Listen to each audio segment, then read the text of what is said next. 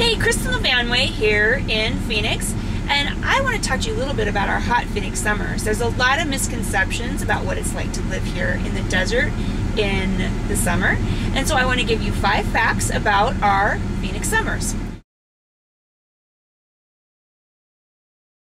How hot does it get out here? Well, most years we get into the upper teens, so we might see temperatures of 117, 118. Yeah, that's pretty hot. That's when most of us think to ourselves, maybe it's time to go to San Diego for a visit. What about the dry heat? A lot of people ask about the dry heat. You know, it's a dry heat, right? And it does make a huge difference. In May and June, that's our beginning of our Phoenix summer, the humidity is usually in single digits. We might have humidity of like 9%, 8%. And so that's usually when we see our highest temperatures, and it's really not too bad until it does get into the upper 110s. That is pretty toasty, no matter if it's a dry heat or not. But if it's 100, 105, and it's in June, it's usually pretty bearable. In July and August, our humidity kicks in, and even though the temperatures are usually a little bit lower, it's usually pretty miserable. That's what we consider our monsoon season. And usually by the end of July, beginning of August, you've had it and you just are ready for a trip to San Diego, which is a survival technique for living in the desert in the summer. Is it true you can fry an egg on the sidewalk? No, it is not true that you can fry an egg on the sidewalk. Many have tried.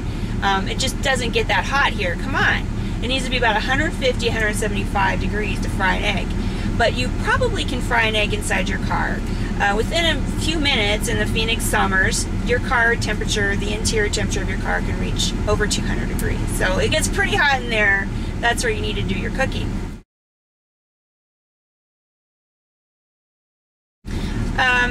Is it dangerous? Is it dangerous in the summer when it's so hot? It can be. Like I said, it gets really hot in a car, so some people, you know, they might not think about it and they leave their dog in there. That's very, very dangerous.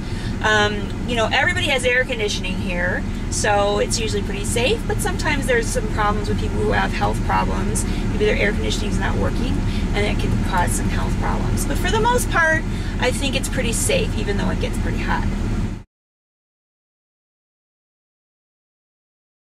Is it true that you can't shovel sunshine? Yes, that's absolutely true. Our Phoenix summers are a lot like everyone else's winters. We a lot of times stay inside more with our air conditioning. The difference is when we look outside, it's beautiful and sunny. It's not dark and gloomy. And believe me, we don't have to bundle up to go outside. We put our shorts on, our floppy hat, and our sunscreen, and if it's really hot, we just go jump in the pool. So yeah, it's a lot better here where you don't have to shovel sunshine.